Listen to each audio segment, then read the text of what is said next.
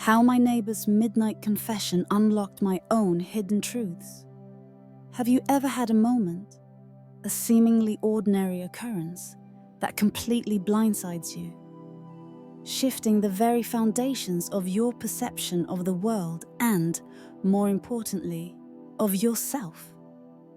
I certainly hadn't. Not until a soft, late-night knock on my door cracked open.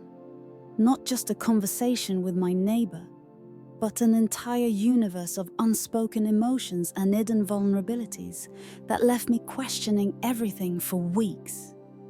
This isn't just a story about a visit.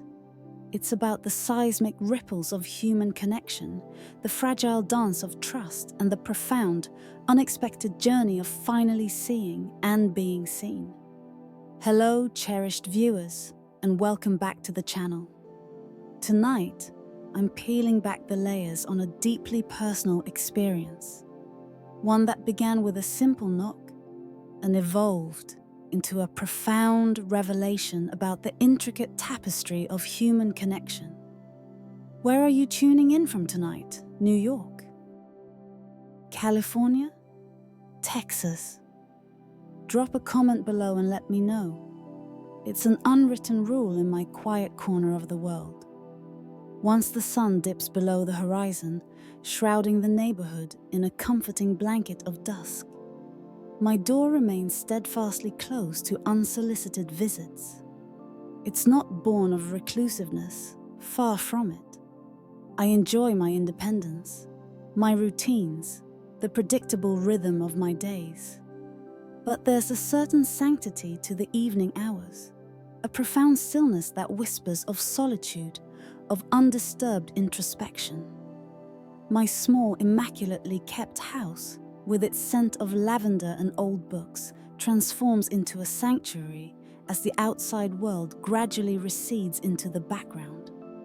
The quiet grants me the precious space to think, to breathe, to simply exist without the constant hum of external demands interrupting the delicate cadence of my thoughts. But that particular night, etched vividly into my memory, defied all my carefully constructed norms.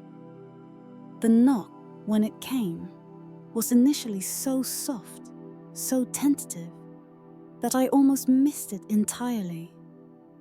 Lost as I was in the comforting embrace of my novel, the dim glow of my reading lamp casting long shadows across the living room. I wasn't expecting anyone. My evening plans consisted solely of escaping into the pages of a new story. Yet, curiosity, a seldom stirred emotion in my predictable life, compelled me to peer through the peephole. There, bathed in the soft, ambient light of the street lamp, stood the familiar silhouette of my neighbor, Grace. Grace had been a fixture next door for as long as I could recall. A quiet presence in the periphery of my life. Our relationship, if one could even call it that, was a tapestry woven from polite greetings exchanged over garden fences and the occasional, fleeting coffee shared when our paths serendipitously crossed. I had always harbored the assumption that she, much like myself, was perfectly content with her solitary existence, navigating life's currents with a quiet self-sufficiency. She was in her late 40s, roughly a decade my junior. Yet in many respects, our lives felt like parallel tracks. Two women charting independent courses, each holding our emotional cards close to our chests, rarely betraying the deeper currents of our feelings. Still, the soft, persistent rhythm of her knocking resonated with an urgency that pierced through the calm of the night, a silent plea that I found impossible to ignore. I opened the door just a fraction, peering cautiously through the narrow gap. "Grace?" I questioned, my voice tinged with a blend of surprise and mild apprehension, unsure of what to expect from this unexpected late-night caller. She looked different, unsettled. Her usually perfectly coiffed hair was disheveled, as if she had rushed over in a moment of desperate impulse. Her typically confident, almost regal posture had evaporated, replaced by a subtle slump. She stood there, clutching a bottle of wine in one hand, her other hand nervously twisting the strap of her purse, a clear tell of her inner turmoil. "Hey," she began, her voice a hushed whisper, almost hesitant. "I hope I'm not disturbing you. Can I come in for a minute? I need to talk to someone." Without a second thought, driven by an instinct I rarely acknowledged, I stepped aside, holding the door wide enough for her to enter. "Of course, Grace. Is everything all right?" She didn't offer an immediate answer, merely nodding as she stepped across the threshold, her gaze sweeping across my living room as if taking inventory of its familiar comforts. My coffee table held the unassuming remnants of my evening, a mug half filled with cooling tea, a flickering candle casting a warm glow, and a small stack of unopened letters, silent testament to the daily mundane tasks I'd been avoiding. Grace gently set the wine bottle down, still unable to meet my gaze. I gestured towards the plush sofa and we both settled into its cushions, the silence between us now thick with unspoken meaning. I could almost hear the frantic whirring of her thoughts, the careful sifting and sorting of emotions before she finally spoke. "I don't know why I'm here," she confessed, a soft, self-deprecating laugh escaping her lips, though her eyes remained devoid of any genuine mirth. "It's ridiculous. I shouldn't be bothering you with my... whatever this is." I tilted my head, my gaze soft, attempting to decipher the intricate currents of her distress. "Grace, it's all right. Whatever it is, you can tell me. You're safe here." She finally met my gaze then, and in that fleeting moment, I witnessed something profound, a depth of raw emotion that momentarily startled me. It was as if she were truly seeing me for the first time. Or perhaps, more accurately, I was finally seeing her beyond the carefully constructed facade she presented to the world.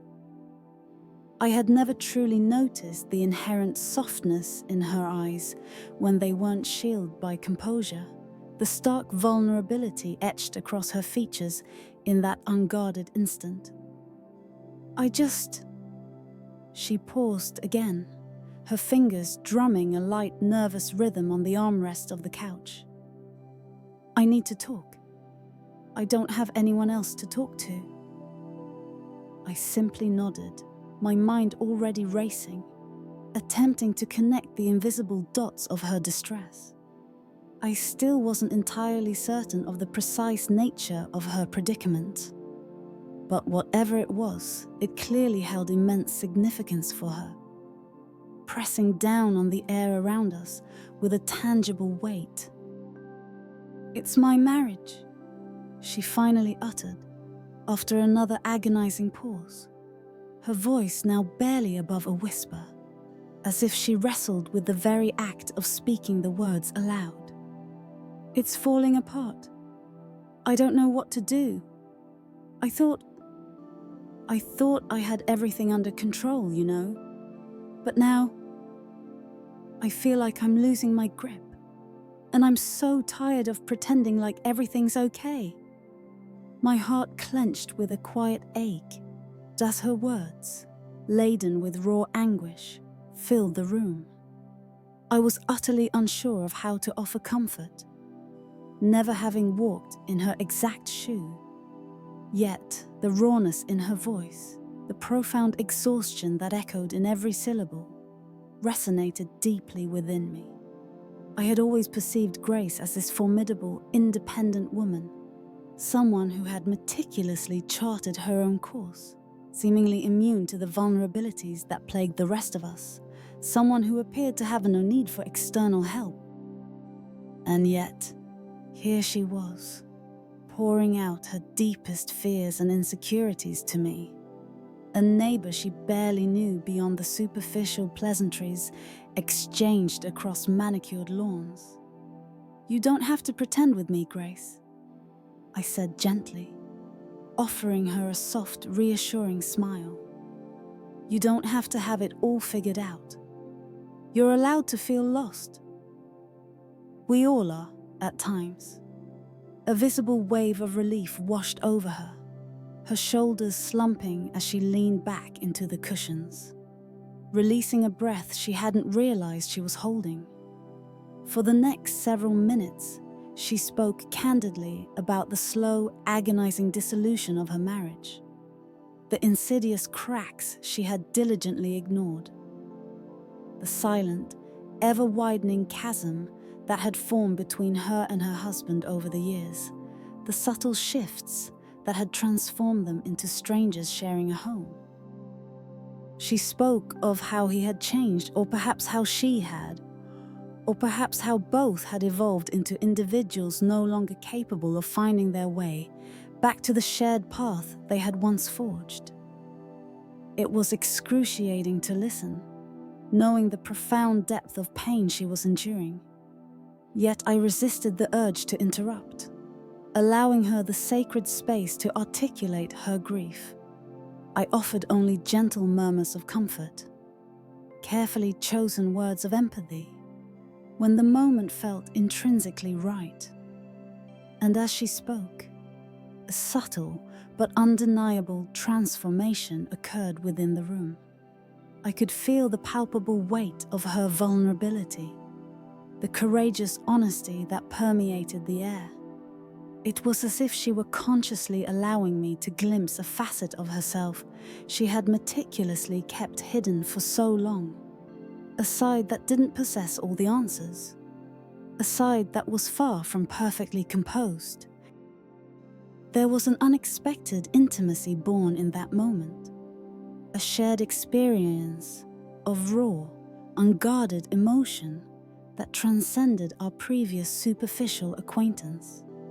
We were simply two women seated on a comfortable couch in the soft, flickering glow of a lamp, conversing about life's profound uncertainties, sharing confessions neither of us had ever anticipated uttering to another soul.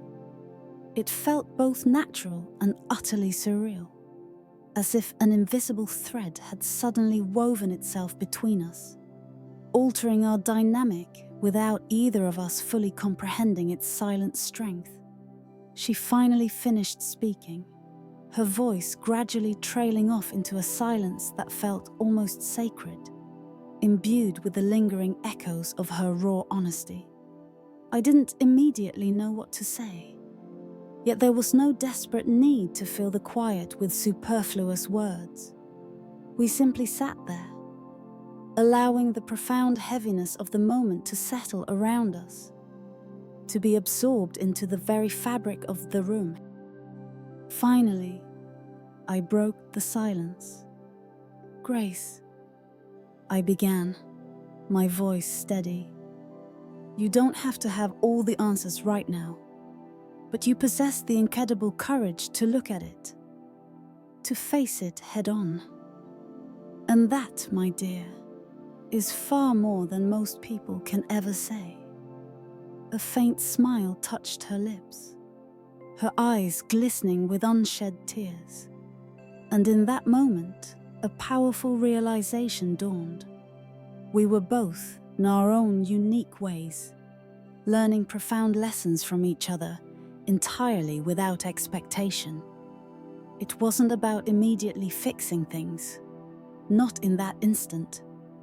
It was about the simple yet profound act of being present for each other, of sharing the immense weight of the world, even if only for a fleeting while. The antique clock on the wall continued its rhythmic ticking, marking the passage of time. Yet we remained seated in that quiet room. Two women who had, against all odds, found a way to bridge a chasm neither of us had even known existed between our seemingly separate lives. The night deepened, but the oppressive weight in the room seemed to subtly dissipate, replaced by a softer, more manageable presence. Grace had fallen silent, but I could still sense the simmering cauldron of her inner turmoil, a quiet tempest just beneath the surface of her composed exterior. The bottle of wine, still sealed, remained untouched between us, a silent witness to our intimate exchange. I hadn't offered her a glass. An instinct told me she craved something far deeper, something beyond the fleeting comfort of alcohol, or even my most carefully chosen words. There was a profound stillness in the air now, an unspoken current of connection that had formed between us, delicate yet undeniably potent. It was peculiar, this sudden intimacy between two individuals who had for years existed in polite but distant orbits, their interactions limited to the most superficial of exchanges. Yet here we were, sharing a space so raw, so vulnerable. I glanced at the clock again, a soft chime marking the passage of time. It was well past midnight, the city outside slumbering in quiet repose.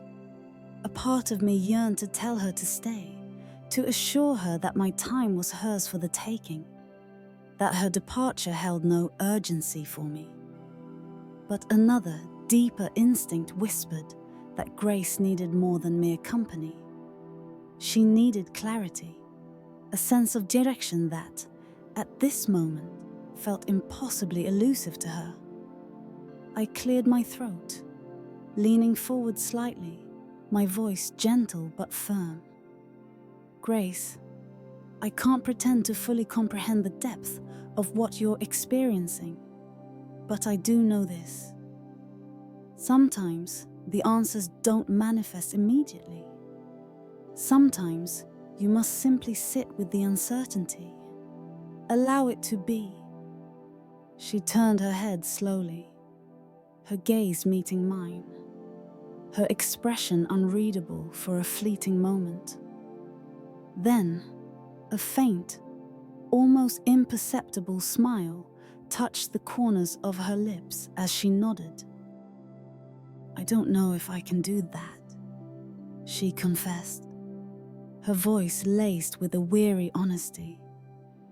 I've spent my entire life running away from uncertainty, meticulously attempting to control every aspect of my world. But now it feels as though everything is unraveling, thread by delicate thread, and I'm utterly terrified of what will remain when the fabric finally comes loose.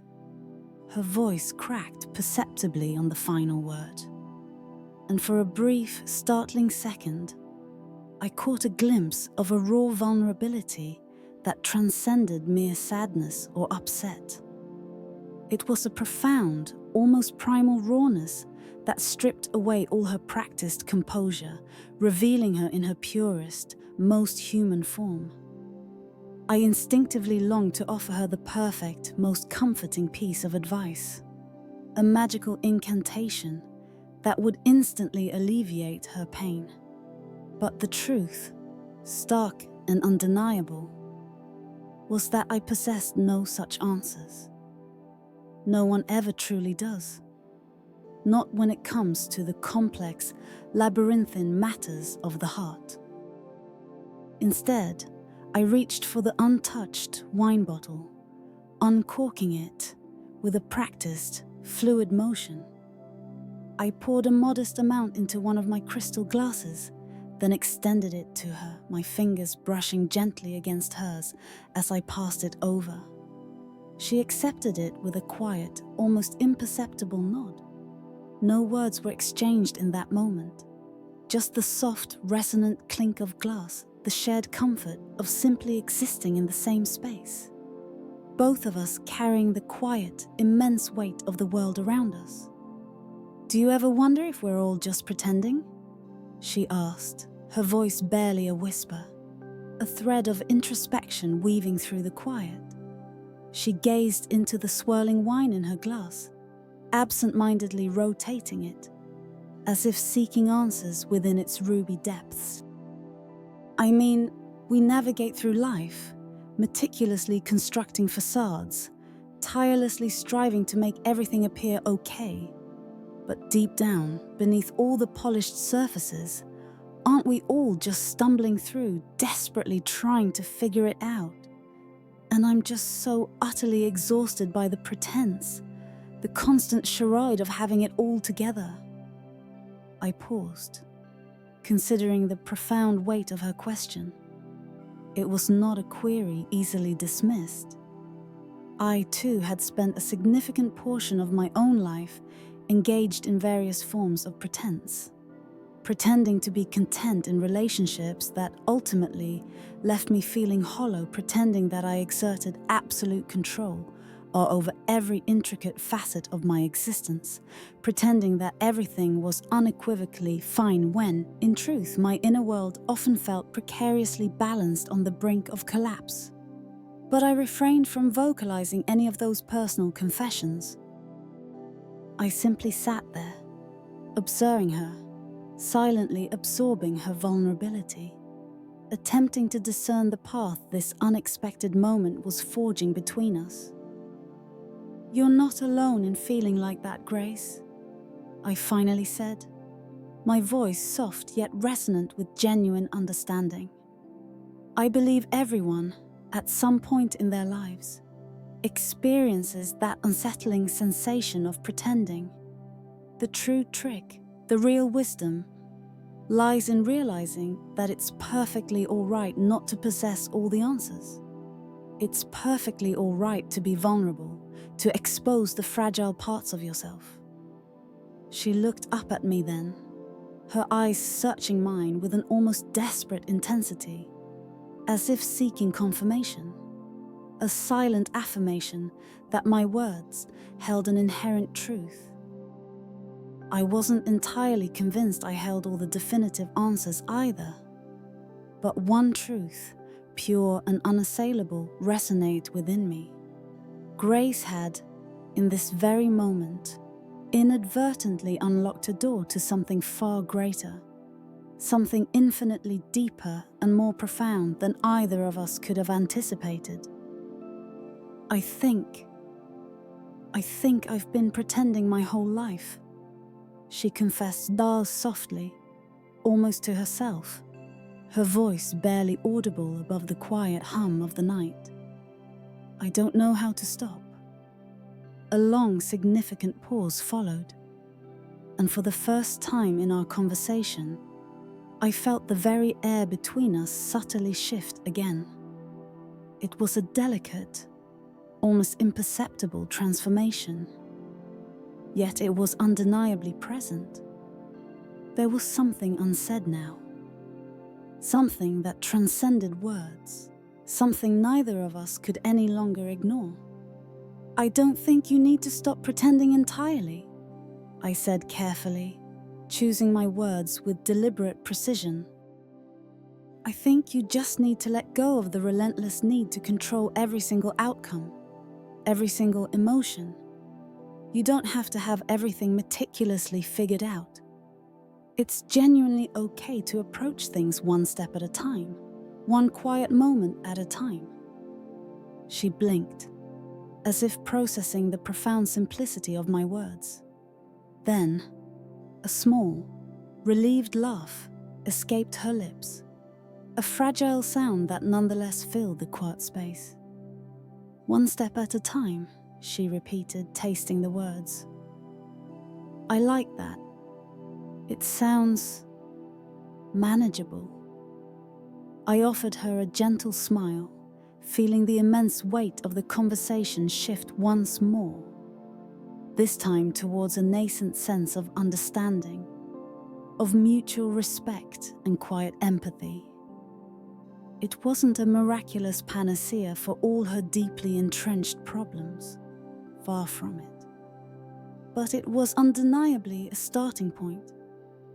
And sometimes, in the intricate dance of life, a simple starting point is all we truly need to begin the arduous journey of healing.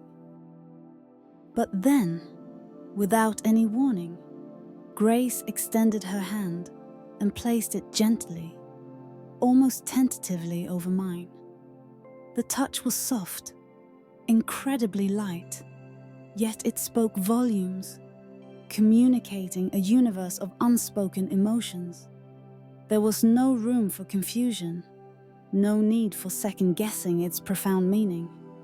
It was a simple, yet incredibly powerful gesture of raw connection, of shared human experience, a silent affirmation that whispered, "I see you.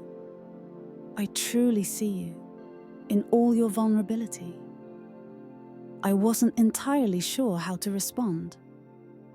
I could feel my heart quicken its beat, a subtle tightening in my chest. I wasn't accustomed to these kinds of intimate moments, these deeply personal exchanges that felt so utterly raw, so undeniably vulnerable. But I didn't retract my hand.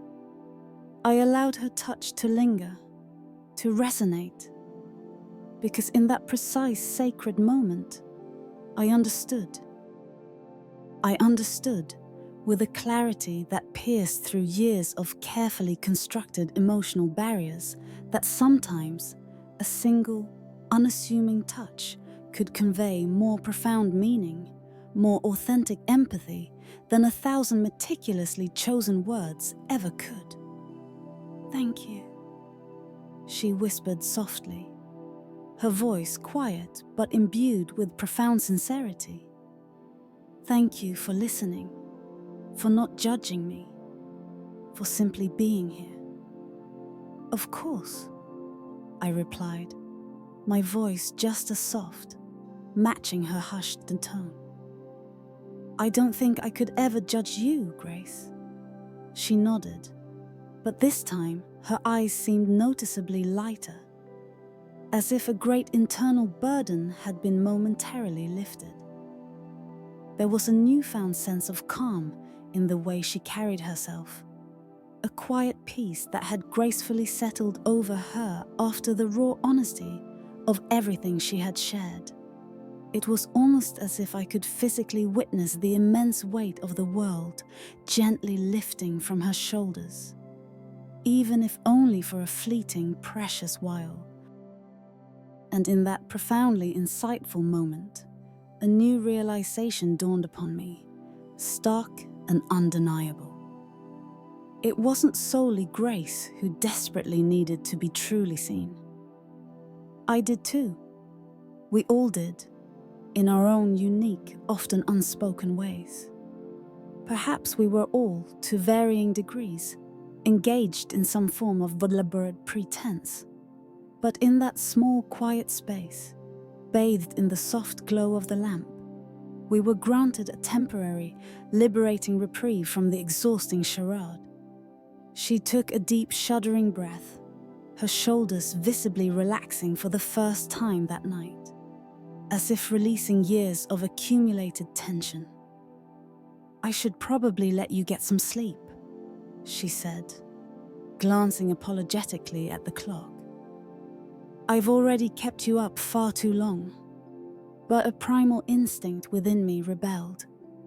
I didn't want her to leave, not yet.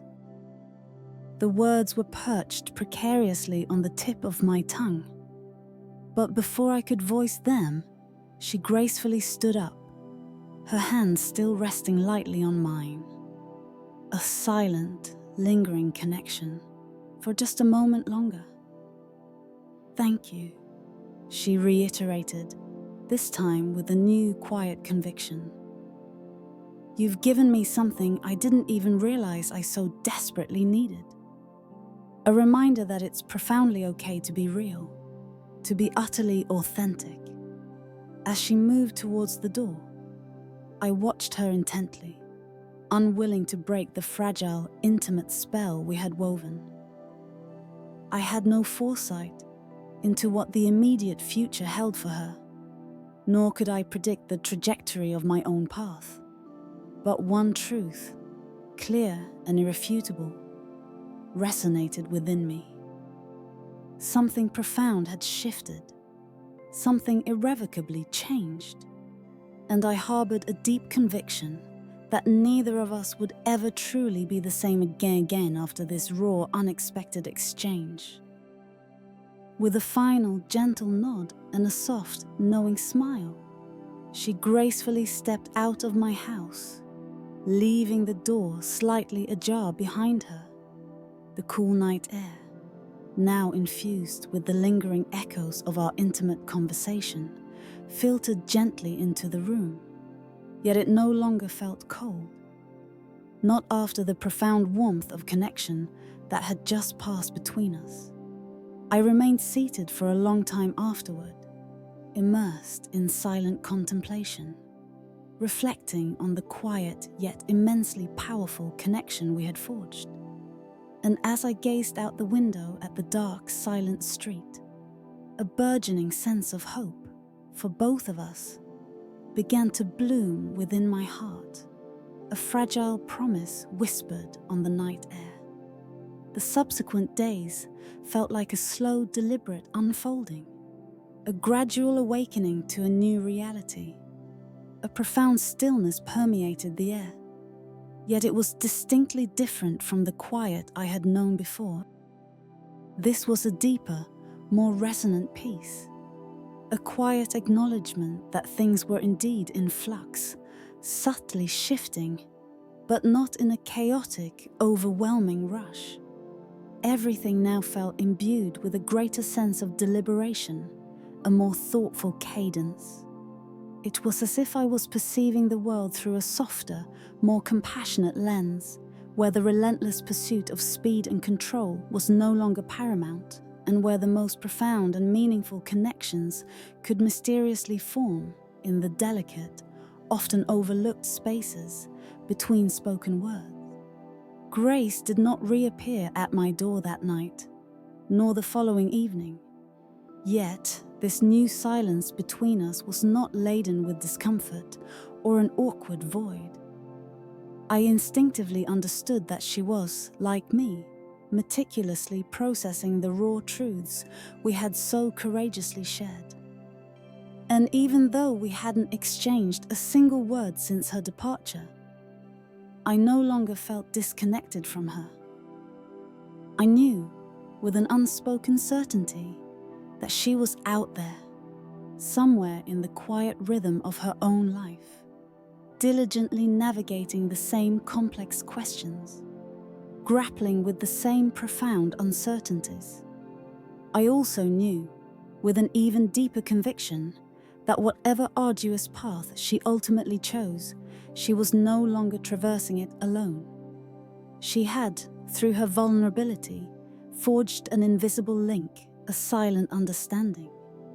A subtle yet profound realization had begun to bloom within me during our shared time together, a quiet whisper that had intermittently stirred in the distant corners of my mind for years, yet one I had never truly permitted myself to fully hear, to truly embrace.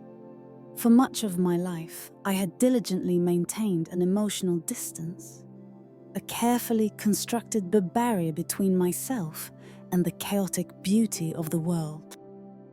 My heart, my most authentic emotions, my deepest, most unspoken desires, I had meticulously locked them all away in a tiny, forgotten box, tucking it far back into the recesses of my consciousness.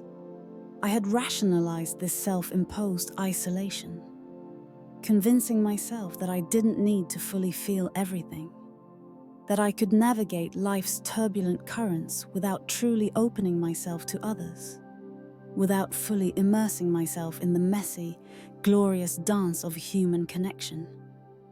But sitting there with Grace that transformative night, witnessing her raw honesty, experiencing her profound vulnerability, I suddenly grasped the immense richness I had been denying myself by keeping my inner world so carefully guarded. And this realization wasn't limited to the grand narratives of romantic relationships or even deep friendships. It extended to the smallest, most fleeting of moments.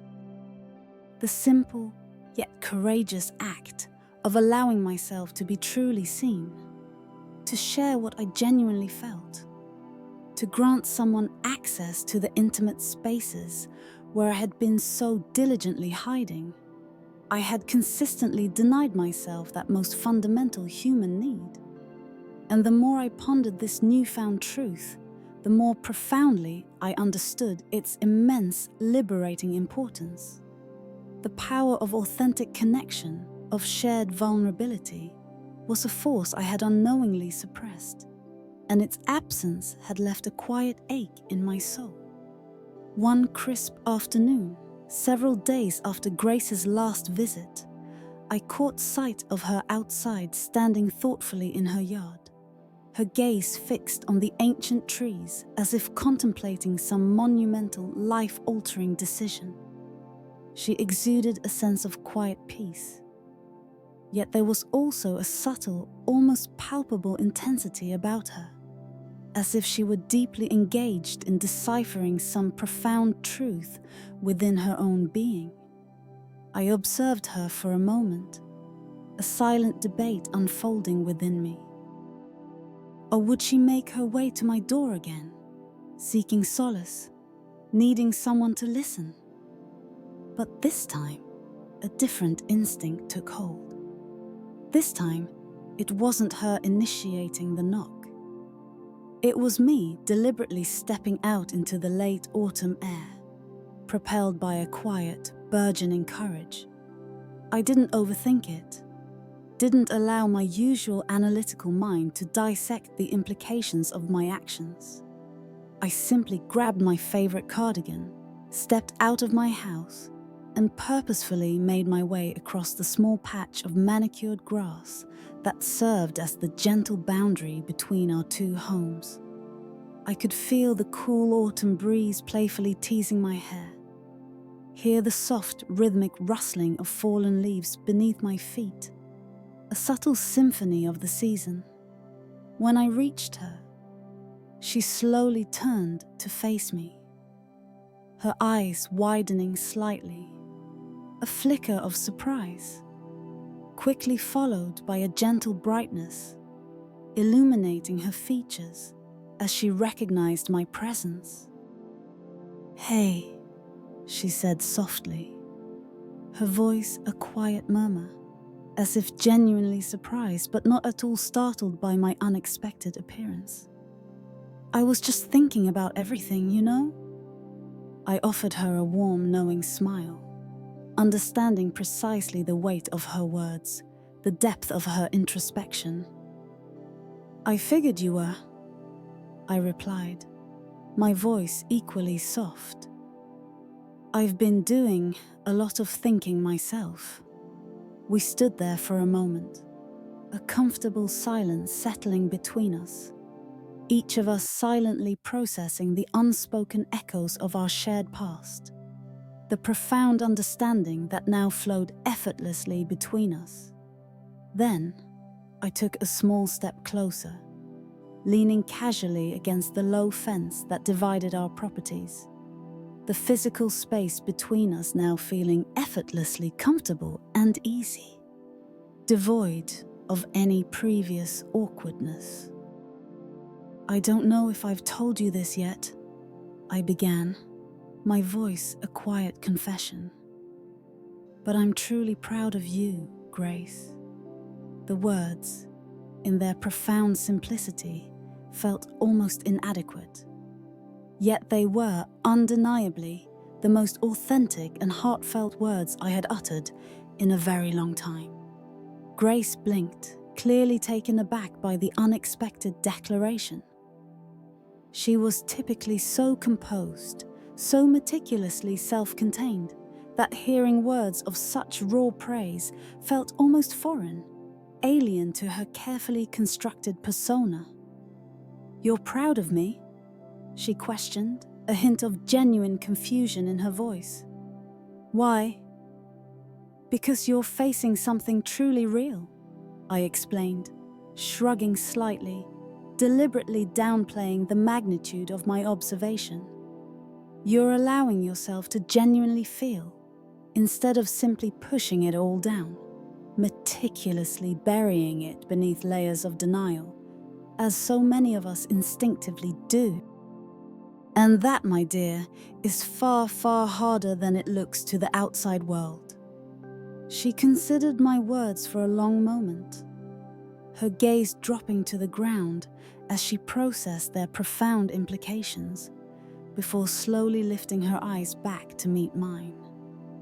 "I don't feel strong, she confessed, her voice barely above a whisper basse, raw with honest vulnerability. "I feel lost, like I'm standing in the absolute middle of a thick, impenetrable fog, and I have absolutely no idea which way to go, which path to take." "I believe everyone feels that way at some point," I responded, my voice gentle but firm with conviction. "I know I certainly do. But maybe it's okay not to know. Maybe you don't have to possess all the definitive answers right now, in this very moment. Maybe it's genuinely okay to simply exist within that fog for a little while, to allow yourself to be uncertain." Her lips curved upward slightly, a faint, tentative smile touching her features, as though the liberating idea was finally beginning to settle deep within her, finding a comfortable space to reside. "Yeah, maybe you're right," she conceded, her voice barely audible. "Maybe it's truly okay to just be uncertain." We stood in a comfortable silence for a few precious moments, both of us gazing thoughtfully into the distant horizon, as if awaiting some profound, cosmic sign to illuminate our paths. I had no insight into the intricate thoughts swirling within her mind, but I could distinctly feel the immense weight subtly lifting from her shoulders, a palpable release of tension. There was a newfound ease in her posture, a quiet, almost serene acceptance that had settled over her. "You know," she said after a while, her voice soft, imbued with a quiet sense of revelation. "Well, I think I'm genuinely starting to understand that it's okay not to have everything perfectly together, and that it's profoundly okay to reach out for help when I desperately need it. I don't have to carry this immense burden all alone anymore." I offered her a warm, heartfelt smile, feeling a comforting warmth spread through my own being. "Exactly," I affirmed, my voice a gentle echo of her own burgeoning understanding. "And you absolutely don't have to possess all the definitive answers right away. Sometimes, just taking a single step, even the smallest, most tentative one, is more than enough. It's the most courageous act of all." She nodded, looking up at me with a kind of quiet, profound gratitude that shone in her eyes. I never truly realized how much I needed someone to gently remind me of that, she confessed, her voice thick with emotion. "I've spent such an incredibly long time believing that I had to be perpetually strong, that I couldn't possibly let anyone see the cracks, couldn't let anyone in. But now I truly think I finally get it. I understand the power of vulnerability. I'm so glad," I said, feeling a deep, abiding sense of peace settle over me, a quiet contentment that resonated in every fiber of my being. "You genuinely don't have to hide the hard, messy parts of yourself anymore. You don't have to pretend, Grace. Not with me. Not with yourself." Grace took a deep, shuddering breath, a profound, almost physical release of something she had been meticulously holding on to, carefully safeguarding for an incredibly long time. "I'm not entirely sure what comes next," she admitted, her voice now lighter, tinged with a nascent hope. "But I truly feel like I'm finally ready to figure it out, whatever it may be." And in that precise transformative moment, I knew, with an unshakable certainty, that she was ready. Perhaps not in the way she had meticulously expected, or at the frantic pace she initially believed she needed. But she was undeniably ready. She was actively letting go of the relentless, self-imposed need to have every single detail perfectly figured out. And that, in its profound simplicity, was the very first, most courageous real step forward on her path to healing. "Well," I said, my smile gently widening, reflecting the shared understanding that had blossomed between us. "I think that's all any of us can truly do in this beautiful, unpredictable life." She laughed softly, a sound that felt like it had been conspicuously missing from her life for far too long, a pure, unadulterated sound of genuine release. "You know, I'm actually genuinely looking forward to what comes next now. For the first time in an incredibly long time, I feel a quiet sense of anticipation. For the first time in what felt like an eternity, I felt my own heart lift. A quiet, soaring sensation of pure joy." "Me too," I said quietly, our voices blending in a shared understanding. "I truly believe the best, most beautiful parts of our lives are often the ones we least expect. The ones that arrive unannounced, disguised as a simple late-night knock on the door." We stood there for a considerable while longer, lingering in the quiet sanctity of our newfound connection, conversing about nothing and everything. The air between us no longer thick with the unspoken burdens of life, but filled instead with a palpable lightness that felt utterly new to both of us.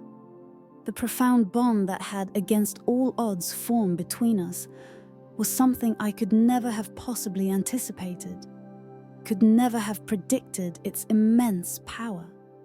It wasn't solely about being present for each other in moments of profound hardship and turmoil. It was about the courageous act of being truly real, of shedding the intricate layers of protection we had so painstakingly constructed around ourselves, and finally, bravely, showing up as our authentic, unvarnished selves, imperfections and all. That evening, Grace and I parted ways as we always had, with a quiet nod, a soft smile, and an unspoken understanding that now resonated with an entirely new depth. But this time, everything felt profoundly different. There was no lingering tension, no unease, no awkwardness. Merely a pervasive sense of mutual respect, a quiet acceptance of each other's vulnerabilities and strengths. As I walked back to my own house, the familiar path now imbued with a new significance, I realized, with a clarity that pierced through years of carefully constructed emotional walls, that sometimes the people who serendipitously enter our lives unexpectedly, in fact, the very ones who teach us the most profound lessons about ourselves. They become our unwitting guides into the intricate realms of vulnerability, the quiet resilience of strength, and the true transformative meaning of genuinely connecting with another human soul. And while I couldn't possibly predict the unpredictable tapestry of the future, one truth, clear and unshakable, resonated deeply within my heart. I was not the same woman I had been just a few short weeks ago, burdened by my own unspoken truths, and neither, I knew, was Grace. The world, in all its inherent uncertainty, in its profound, unpredictable wisdom, had a way of gently, yet firmly, teaching us that we don't, in the end, have to possess all the definitive answers. We simply have to be willing to take that crucial first step, bravely and wholeheartedly, together, into the beautiful, messy unknown.